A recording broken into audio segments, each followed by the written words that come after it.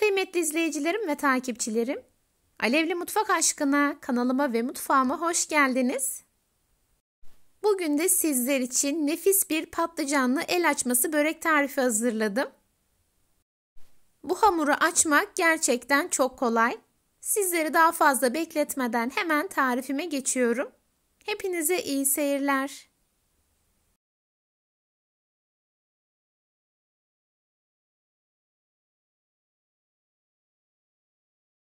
İlk olarak böreğimin iç malzemesini hazırlıyorum. Bunun için tencereye yarım çay bardağı sıvı yağ alıyorum. Tarifimde kullandığım çay bardağı ölçüsü 125 mililitre. Sonrasında ince ince doğradığım 1 adet kuru soğan ve 3 adet kıl biberini ekliyorum. Orta ateşte arada bir karıştırarak bu iki malzemeyi kavuruyorum. Diğer bir taraftan da 6 adet orta boy patlıcanın kabuklarını tamamen soydum ve küçük küçük doğradım. Doğradığım patlıcanları tuzlu suyun içerisine koydum. Böylece patlıcanların acı tadını da alıyoruz.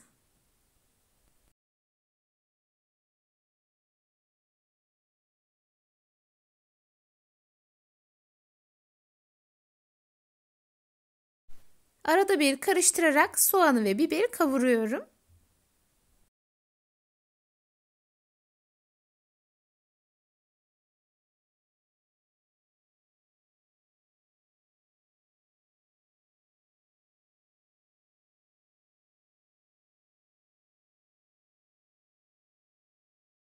Yeteri kadar kavurduktan sonra 1 tatlı kaşığı domates salçası ve 1 tatlı kaşığı acı biber salçası ekliyorum. Salçayı da biraz kavuruyorum. Böylelikle ekşi tadının da çıkmasını sağlıyorum.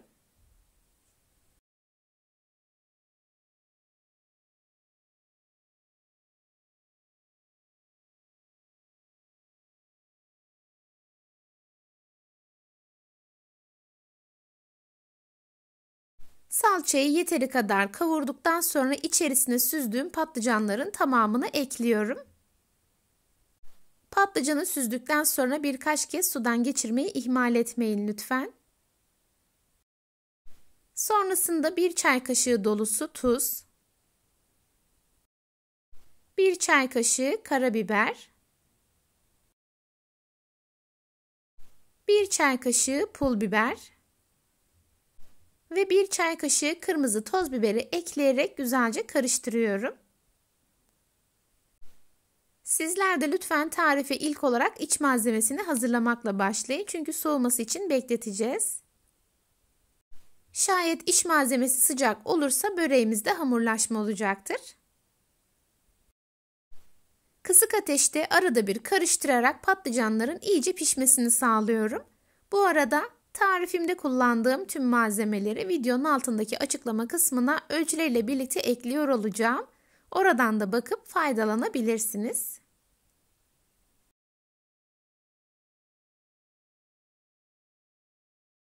Patlıcanlar yavaş yavaş diriliğini yitiriyor. İlk olarak biraz suyunu salacak. Sonrasında tamamen suyunu çektireceğiz ve pişireceğiz.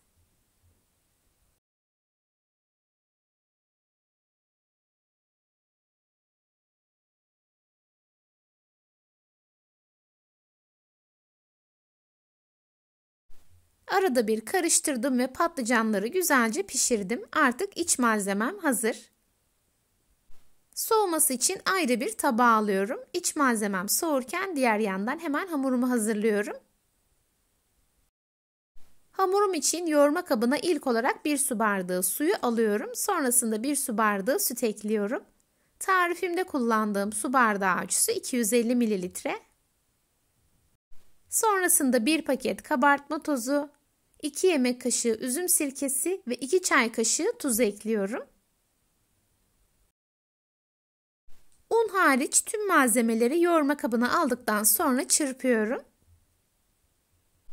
Sonrasında unumu ekleyerek yumuşak bir hamur hazırlayacağım. Gördüğünüz gibi bu tarifimizde maya kullanmıyoruz. Hamurun mayasız olmasına rağmen açması gerçekten oldukça kolay oluyor. Yeteri kadar çırptıktan sonra çırpıcıyı kenara alıyorum ve yavaş yavaş unumu ekliyorum. Tarifim için toplamda 4,5 su bardağı un kullandım. Unun bir kısmını ekledikten sonra karıştırıyorum. Sizlere tavsiyem lütfen başlangıç olarak 4 su bardağı un kullanın. Sonrasında kıvamına bakarak un ilavesi yapabilirsiniz. Hazırladığınız hamur ne kadar yumuşak olursa hem açması o kadar kolay olacak hem de böreğiniz çok daha lezzetli olacak. Biraz daha un ilavesi yaparak yoğurmaya devam ediyorum. Hamur toparlandıktan sonra tezgaha alarak yoğurma işlemine tezgahta devam edeceğim.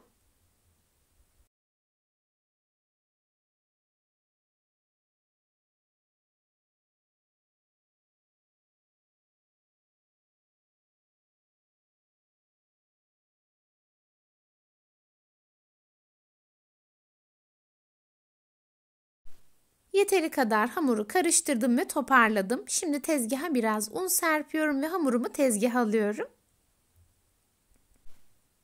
Tezgahta yaklaşık olarak 3 dakika boyunca yoğuracağım. Sonrasında bezelerimi alarak hamurlarımı o şekilde dinlendireceğim. O yüzden de hamurun güzelce yoğrulması çok önemli. Tarifim için gerekli tüm detayları videomda sizler için paylaşıyorum. Yine de aklınıza takılan bir şey olursa yorumlarınızı mutlaka bekliyorum. Gördüğüm an yorumlarınıza hemen dönüş sağlayacağım. Bu şekilde yumruklayarak yoğurmak oldukça etkili bir yöntem. Hamur daha özlü ve daha kaliteli oluyor.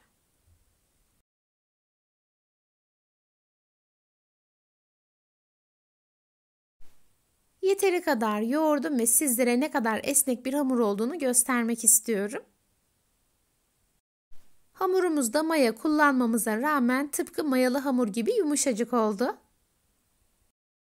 Şimdi hazırladığım hamuru silindir haline getiriyorum ve 6 eşit parçaya kesiyorum. Bezelerinizi eşit almaya özen gösterin lütfen.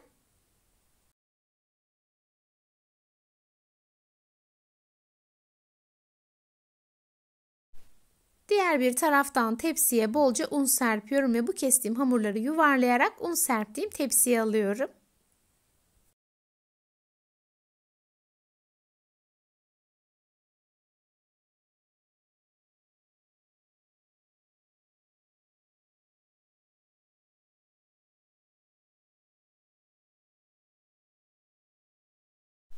Bezelerimin tamamını hazırladım ve tepsiye koydum. Üzerlerine de biraz un serptikten sonra temiz bir poşete koyuyorum ve yarım saat boyunca oda sıcaklığında dinlendiriyorum.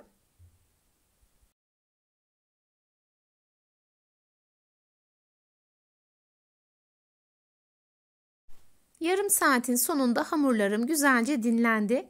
Bir tanesini tezgaha alıyorum. Kalanları yine poşetle kapatarak kenara koyuyorum ki üzerleri kabuk tutmasın. Bezelerimi açmak için nişasta kullanacağım. Buğday ya da mısır nişastası hiç fark etmez. Her ikisini de kullanabilirsiniz. Nişasta sayesinde böreğimiz daha çıtır olacak.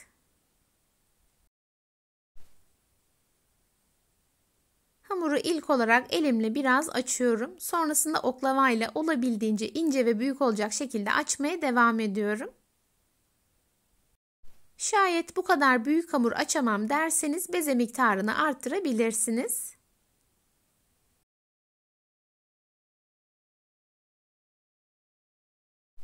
Hamurun kıvamı o kadar yumuşak ve güzel ki gördüğünüz gibi kolaylıkla açılıyor. Hamurun ne kadar kolay açıldığını ve hiçbir yırtılma olmadığını göstermek istiyorum. O yüzden bu aşamaları hızlandırarak sizlerle paylaşıyorum. Hemen şunu da belirtmek istiyorum. Hamuru açarken şekli çok düzgün olmayabilir, yırtılmalar da olabilir. Bunlar hiç problem değil. Yeter ki hamurun her yeri eşit incelikte olsun ve olabildiğince ince olsun. Bir de hamuru açarken hamurun ortasından ziyade kenarlarına bastırarak açmanız gerekiyor. Böylelikle her yeri eşit incelikte olacak ve kenarları kalın olmayacak.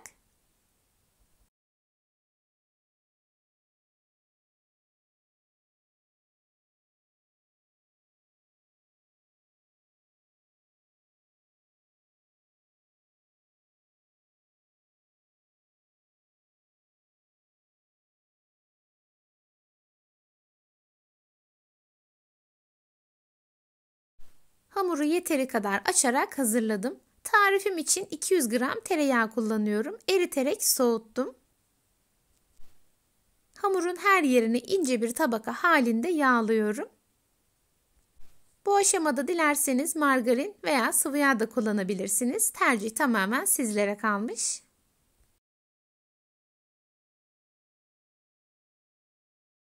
Hamurun her yerini yağladıktan sonra görmüş olduğunuz gibi katlıyorum. Bu katladığım kısma iç malzemesini koyacağım. Hazırladığım iç harcını 6 eşit parçaya kestim. Böylelikle iç harcımızı böreklere eşit bir şekilde koymuş olacağız.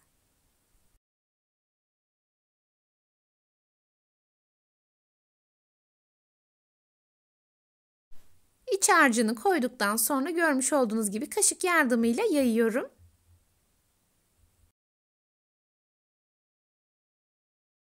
Sonrasında kenar kısımları tekrar hamurun üzerine kapatıyorum.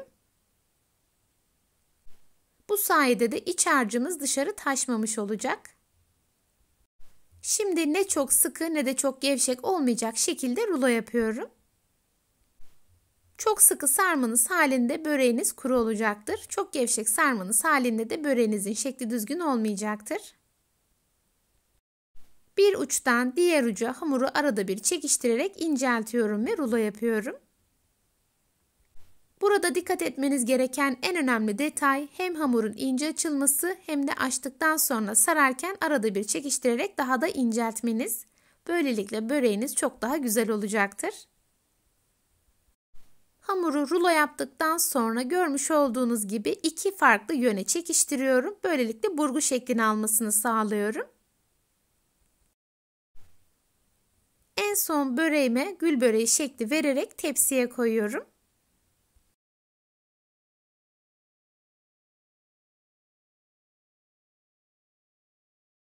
Tüm hamurlar bitene kadar aynı işleme devam ediyorum.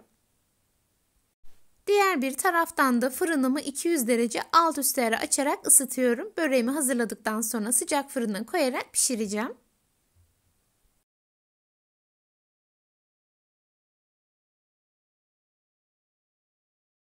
Hamuru rulo yaptıktan sonra elimle biraz daha inceltiyorum. Son olarak iki ucunu farklı yönlere çevirerek burgu şekli veriyorum.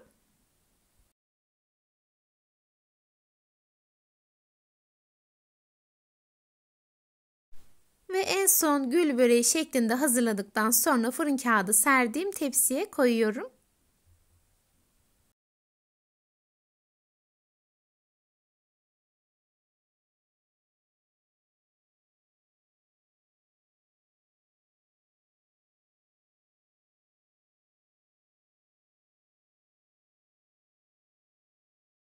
Böreklerimin tamamını tepsiye koydum. Üzeri için 1 adet yumurta sarısı, 2 yemek kaşığı süt ve 2 yemek kaşığı sıvı yağ kullanıyorum.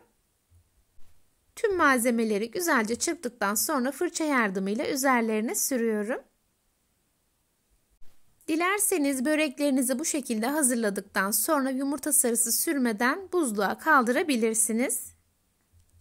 Pişireceğiniz zaman buzluktan çıkartıp üzerine yumurta karışımını sürerek fırına koyup pişirebilirsiniz.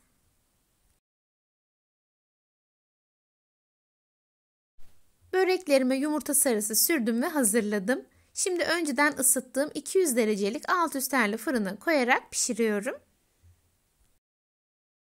30 dakikanın sonunda pişen börekleri fırından çıkartıyorum ve biraz soğumaya bırakıyorum. Nar gibi kızaran, dışı çıtır çıtır, içi yumuşacık böreğim artık servis için hazır. Böreğimi hemen sunum tahtasına alarak kesiyorum ve sizlere iç dokusunu göstermek istiyorum.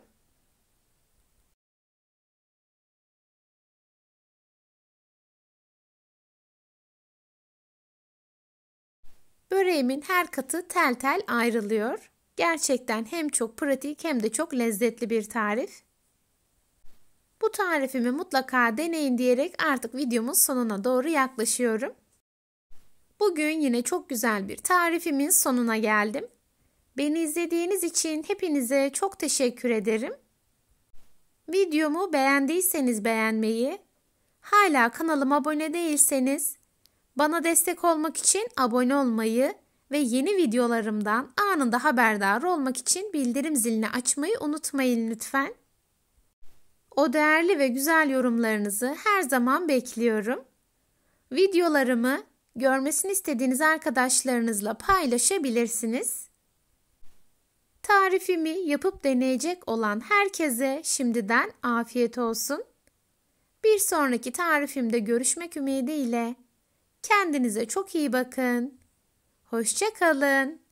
Allah'a emanet olun.